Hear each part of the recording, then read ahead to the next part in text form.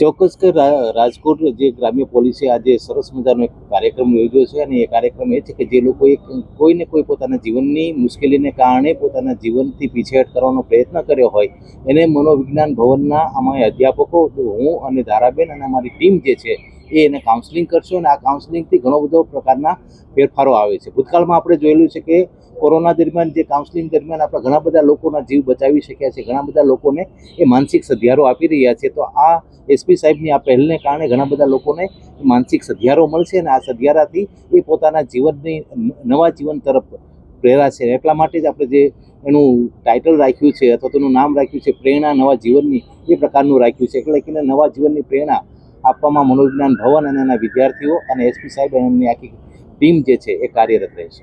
Sir, તમે ખાસ તો જિલ્લાના ચોક્કસ આંકડા અત્યારે મારી પાસે ઉપલબ્ધ નથી, એટલે એના વિશે હું કશું નહીં કહીશ.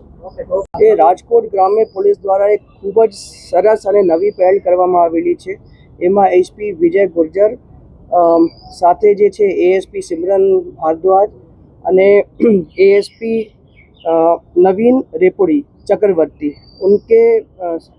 इन लोगों ने सौराष्ट्र यूनिवर्सिटी के साथ मिलके, जो सौराष्ट्र यूनिवर्सिटी का साइकोलॉजी डिपार्टमेंट है, उसके साथ मिलके एक छोटा सा यहाँ पे काउंसलिंग सेंटर खोला है. અને આ કાઉન્સલિંગ સેન્ટરમાં જે લોકોએ છેલ્લા 3 મહિનામાં કોઈ સુસાઇડ અટેમ્પ્ટ કરવાની કોશિશ કરી છે કે પ્રયાસ કર્યા છે, એ લોકોને બોલાવીને એ લોકોના ઇનિશિયલ અસેસમેન્ટ કરવામાં આવશે અને આ લોકોને મેન્ટલ અને સાયકોલોજીકલ હેલ્થનું એસેસમેન્ટ કરવામાં આવશે. અને જે સાયકોલોજીકલ હેલ્થ આધારે લાગશે કે કંઈ ફર્ધર જે છે એને સાયકેટ્રિક કે સાયકોલોજીકલ ટ્રીટમેન્ટની જરૂર છે, તો કન્સર્ન જે છે સ્પેશિયલિસ્ટને સંપર્ક કરીને આ લોકોને ફર્ધર ટ્રીટમેન્ટ માટે મોકલવામાં આવશે.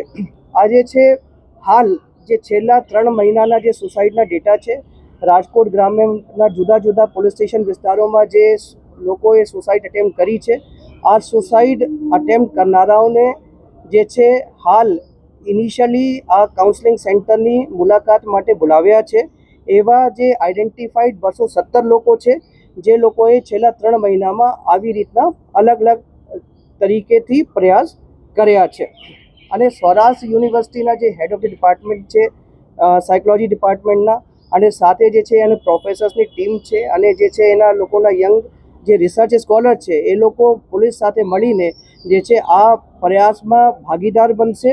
અને આ જે 217 જે ઇનિશિયલ ટાર્ગેટ ગ્રુપ છે, આ લોકોને પાસે અલગ અલગ જે પ્રશ્નાવલી જે ક્વેશ્ચનર છે આ ભરાવશે અને ક્વેશ્ચનર ભરાવીને આ લોકોને કયા લોકોના એન્ઝાઇટી અને અન્ય જે પેરામીટર્સ છે એના અનુસાર અસેસમેન્ટ કરશે. અને અસેસમેન્ટના અંતે જે છે એને કન્સર્ન્ડ જે છે જે સાયકોલોજીકલ હેલ્પની જરૂરિયાત છે એ લોકોને એ હેલ્પ પ્રદાન કરશે અને આ લોકોને મોટિવેટ કરશે કે ફરી વખત જે છે આવા જે પગલાં છે એ આ લોકો નહીં ભરે, એવી રીતના મોટિવેશન એ આપશે. હાલ જે છે આ જે પ્રોજેક્ટ છે, આ પ્રોજેક્ટનું નામ જે છે પ્રેરણા, એટલે promoting resilience and emotional recovery through network assistance જે છે એ રીતના છે. અને જે છે આ પ્રેરણા પ્રોજેક્ટ હેઠળ જે ફર્સ્ટ ફેઝ છે એ જે સાયકોલોજીકલ અસેસમેન્ટ જે ટાર્ગેટ ગ્રુપ છે, જે માણસોએ પ્રયાસ કર્યા છે, એની સાયકોલોજીકલ કન્ડિશન કયા પ્રકારની છે એનું અસેસમેન્ટ માટેનું જે છે ફર્સ્ટ ફેઝ છે. અને પછી જે છે આ ફ્યુચરમાં જે છે આ જે છે આગળ જે છે એ લોકોને ફર્ધર સાયકોલોજીકલ અન્ડરસ્ટેન્ડિંગ માટે મોકલશે. અને જે ક્વોલિફાઈડ સાયકેટ્રિસ્ટ છે રાજકોટ શહેરના કે જિલ્લા વિસ્તારમાં કે આજુબાજુના વિસ્તારમાં, એ લોકોની સાથે પણ સંપર્ક કરવામાં આવેલું છે. અને જે લોકોને ફર્ધર હેલ્પની જરૂરત છે એને અમે એ સાયકેટ્રિસ્ટ જે ક્વોલિફાઈડ સાયકેટ્રિસ્ટ છે એને રિફર પણ કરીશું. હવે હું જે એવા લોકો જે પોતાના જીવનથી નિરાશ છે અને અમુક કારણોસર જે છે થાકી ગયા છે અને સુસાઇડ કરવાનો વિચારે છે, એ લોકો માટે અપીલ કરું છું કે એક જે છે તમે પોલીસને એક તક આપો. તમે જે છે તમારા નજીકના પોલીસ સ્ટેશન છે અથવા જે જીવન આસ્થા હેલ્પલાઇન છે, એ જીવન આસ્થા હેલ્પલાઇન ઉપર સંપર્ક કરો કે નજીકના પોલીસ સ્ટેશન જાઓ.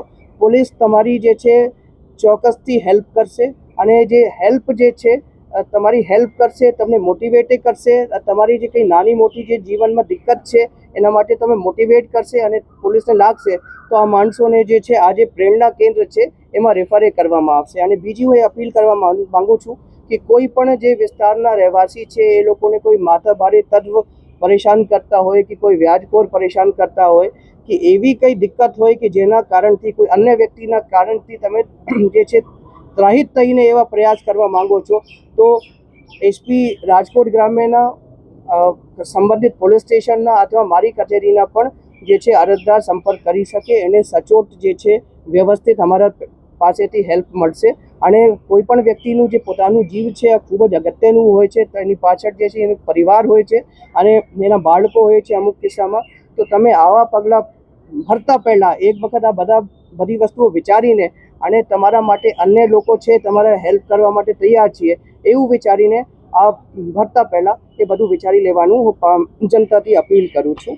અને હું ફરી વખત જે છે આ એસપી રાજકોટ રૂરલને અને જે સૌરાષ્ટ્ર યુનિવર્સિટીના જે સાયકોલોજી ડિપાર્ટમેન્ટ છે એ લોકોના પ્રોફેસર અને જે યંગ જે રિસર્ચ સ્કોલર છે એને કોંગ્રેચ્યુલેટ કરું છું અને બધાઈ આપું છું કે આ લોકોએ એવું જે છે જીવન આસ્થા સાથે મળીને આવી પહેલ અને આવા જે છે લોકો માટે એક કાઉન્સલિંગની જે પહેલ કરી છે એના માટે એ લોકોને શુભેચ્છાએ આપું છું. Thank you.